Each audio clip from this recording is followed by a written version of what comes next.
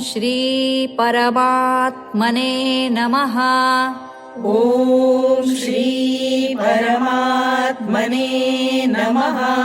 श्रीमद्भगवद्गीता श्रीमद्भगवद्गीता अथ पञ्चदशोऽध्यायः। अथ पञ्चदशोऽध्यायः। श्रीभगवानुवाच श्रीभगवानुवाच ऊर्ध्वमूलमधः शाखम् ऊर्ध्वमूलमधः शाखम् अश्वत्थं प्राहुरव्ययम् अश्वत्थं प्राहुरव्ययम् छन्दांसि यस्य पर्णानि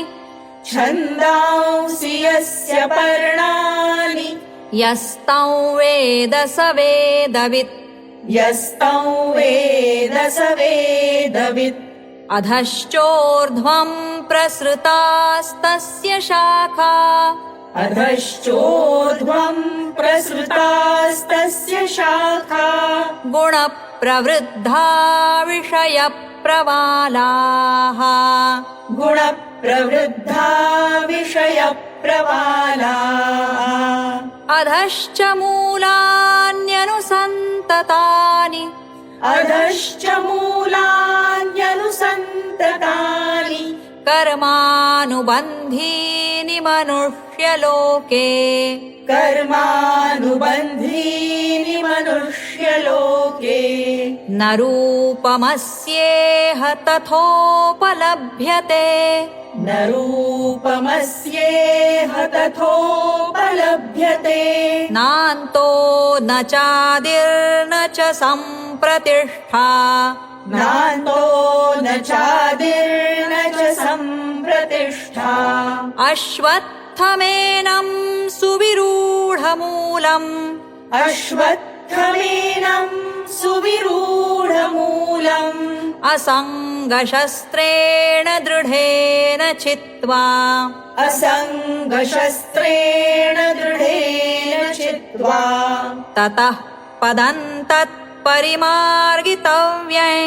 ततः पदं तत्परिमार्गितव्यै यस्मिन् गता न निवर्तन्ति भूयः यस्मिन् गता न निवर्तन्ति भूयः तमेव चाद्यं पुरुषं प्रपद्ये तमेव चाद्यं पुरुषं प्रपद्ये यतः प्रवृत्तिः प्रसृता पुराणी यतः प्रवृत्तिः प्रसृता पुराणी निर्मानमोहाजितसङ्गदोषा निर्मानमोहाजितसङ्गदोषा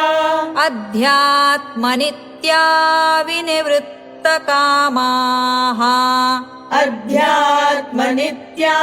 विनिवृत्तकामाः द्वन्द्वैर्विमुक्ताः सुखदुःखसंज्ञैर् द्वन्द्वैर्विमुक्ताः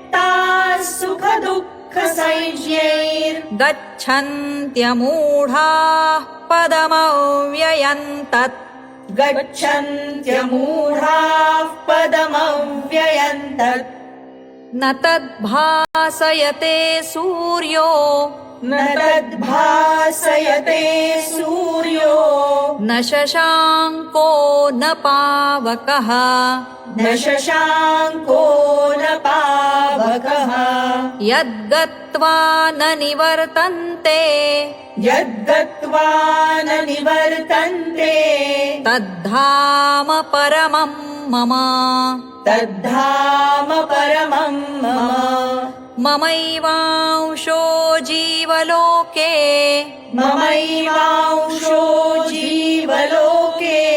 जीवभूतः सनातनः जीवभूतः सनातनः मनःषष्ठानीन्द्रियाणि मनःषष्ठानीन्द्रियाणि प्रकृतिस्थानि कर्षति प्रकृतिस्थानि कर्षति शरीरं यदवाप्नोति शरीरं यदवाप्नोति यच्चाप्युत्क्रामतीश्वरः यच्चाप्युत्क्रामतीश्वरः गृहीत्वैतानि संयाति गृहीत्वैतानि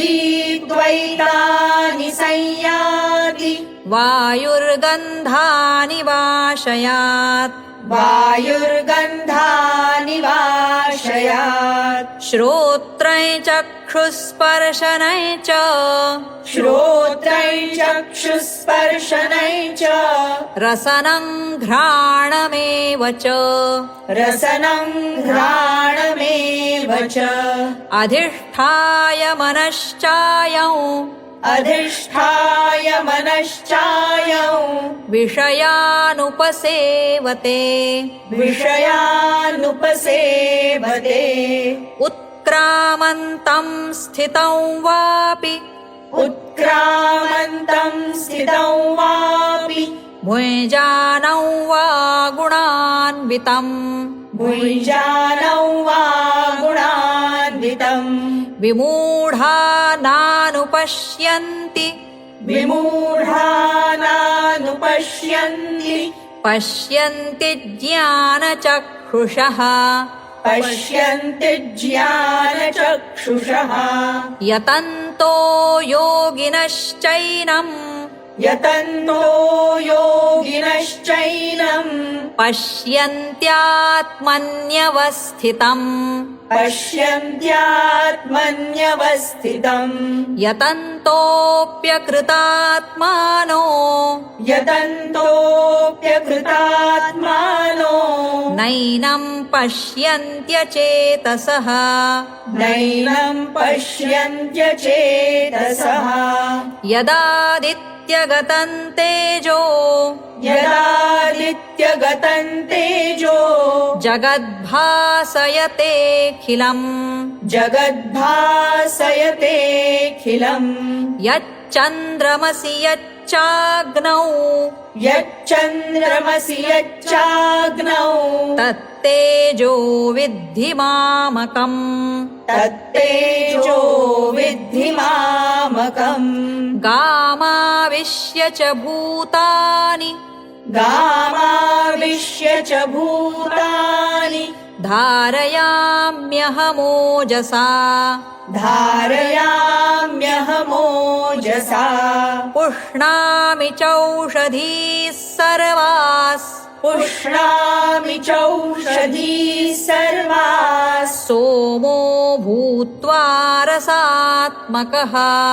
सोमो भूत्वा रसात्मकः अहं वैश्वानरो भूत्वा अहं वैश्वानरो भूत्वा प्राणिनां देहमाश्रितः प्राणिनां देहमाश्रितः प्राणापानसमायुक्तः प्राणापानसमायुक्तः पचाम्यन्नै चतुर्विधम् पचाम्यन्नै चतुर्विधम् सर्वस्य चाहं हृदि सन्निविष्टो सर्वस्य चाहं हृदि सन्निविष्टो मत्तस्मृतिर्ज्ञानमपोहनै च मत्तस्मृतिर्ज्ञानमपोहनै च वेदैश्च सर्वैरहमेव वेद्यो वेदैश्च सर्वैरहमेव वेद्यो वेदान्तकृद्वेदविदेव चाहम् वेदान्तकृद्वेदविदेव चाहम् द्वाविमौ पुरुषौ लोके द्वाविमौ पुरुषौ लोके क्षरश्चाक्षर एव च क्षरश्चाक्षर एव च क्षरः सर्वाणि भूतानि क्षरः सर्वाणि भूतानि कूटस्थोऽक्षर उच्यते कूटस्थोऽक्षर उच्यते उत्तमः पुरुषस्त्वन्यः उत्तमः पुरुषस्त्वन्यः परमात्मेत्युदाहृतः परमात्मेत्युदाहृतः यो लोकत्रयमाविश्य यो लोकत्रयमाविश्य बिभर्त्यव्यय ईश्वरः बिभर्त्यव्यय ईश्वरः यस्मात्क्षरमतीतोऽहम् यस्माक्षरमतीतोऽहम् अक्षरादपि चोत्तमः अक्षरादपि चोत्तमः अतोऽस्मि लोके वेदे च अतोऽस्मि लोके वेदे च प्रथितः पुरुषोत्तमः प्रथितः पुरुषोत्तमः यो मामेवमसम्मूढो यो मामेवमसम्मूढो जानाति पुरुषोत्तमम्